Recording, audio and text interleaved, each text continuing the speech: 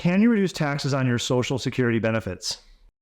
Well, Social Security benefits were not always taxed. In fact, in 1984, that was the very first time that we began taxing people on the benefits coming back out of Social Security. And at that point, it was 50%. Then again, in 1993, they increased it to up to 85% of your Social Security can be taxed as a benefit. That's right, up to 85% gets taxed or can be taxed at your highest nominal tax rate. The question is there anything that you can do about it? And that depends on whether or not you do any one of the four things that I'm going to mention to you in this video. 4 things you can do to potentially reduce the amount of money you're going to pay on Social Security tax for your benefits. So let's get started. But first, I'm Nick Davis, founder of Bidwell Bay Wealth Management, and we're here to show you how to retire with calmness and clarity. If you like this kind of information, make sure you hit that like and subscribe button so that more of these recommendations will show up for you. And plus, it helps us to get the word out. Thanks for that. All right, first we need to look at what causes Social Security to be taxed, and then we're going to look at 4 things you can do to potentially reduce that. In order to understand how Social Security works in terms of taxes, there's this thing called combined income, and you have to know what your combined income is. And so your combined income is made up of your adjusted gross income plus your non-taxable interest plus 50% of your Social Security benefit. So you just cut your Social Security in half and add it to your adjusted gross income, and maybe if you have any municipal bond interest. Then you go to a chart and you figure out how many of those dollars are going to be taxed at the highest taxable rate.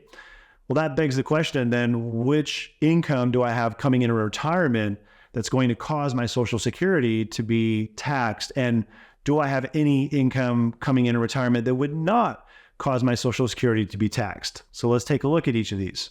All right, so things that are going to increase your Social Security taxation obviously will be wages if you're working, or self-employment if you're self-employed, or if you have a pension, that's going to cause it to be taxed. If you have dividends and interest, so if you have CDs paying interest, or if you have stocks paying dividends, those are going to cause your Social Security to be bumped up in terms of taxation. Rental income can cause your benefit to be taxed higher.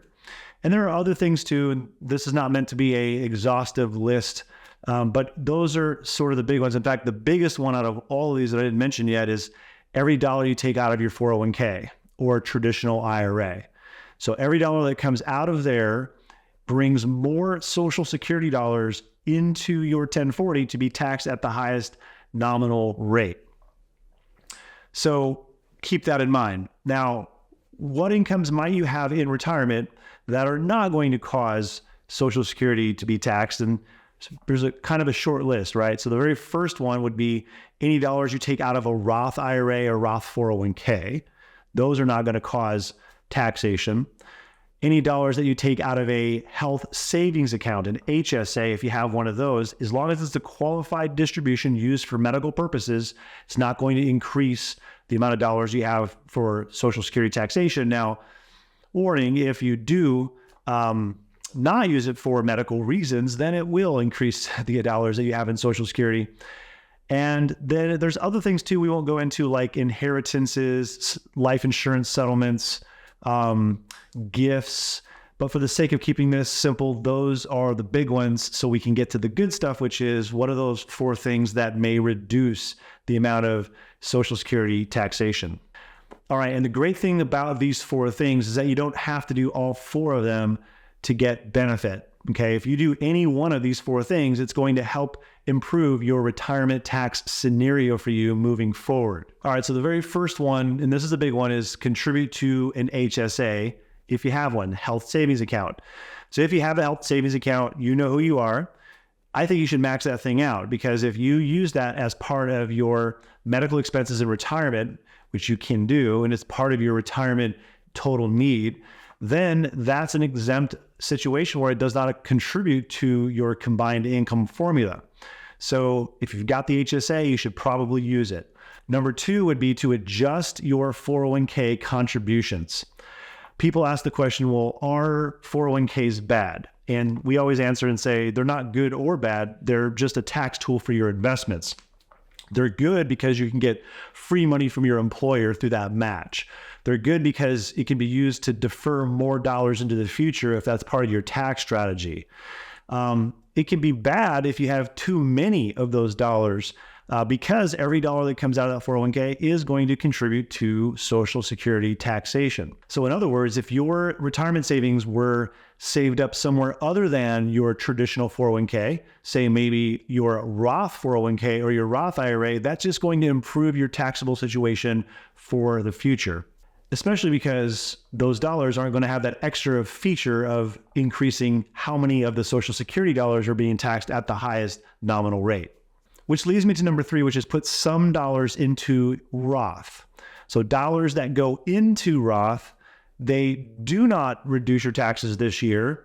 So that means you're paying the taxes for the year you're in, but they do grow tax deferred and come out tax free and have that added feature where they do not drag more Social Security dollars in to be taxed at the highest nominal rate, because it's not contributing to that combined formula.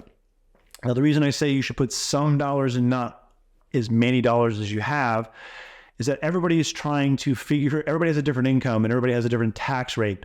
And the goal is to figure out how many dollars, should I pay in taxes this year versus dollars maybe I should pay in taxes in the future.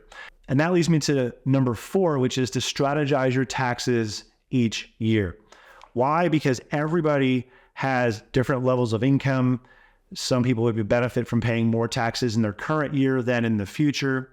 And everybody's going to have years where you make more income and less. In general, you may have stable income years in terms of what your tax bracket is, but it's something you should at least look at. Your advisor should collect your tax filing every year and help you to figure out how many dollars should I put into my traditional 401k versus my Roth 401k or Roth IRA versus maybe just have those dollars in a non-qualified account that gets taxed each year.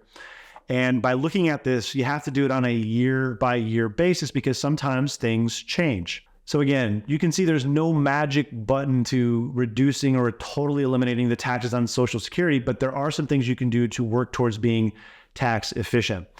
I made a video about somebody who was in the 12% tax bracket and wanted to go on a $5,000 vacation. They paid 50% taxes on the next $5,000 for that vacation when they thought they were going to pay 12%. And it's because of the Social Security phantom tax. If you want to know what that was all about, I'm going to link to the video right here.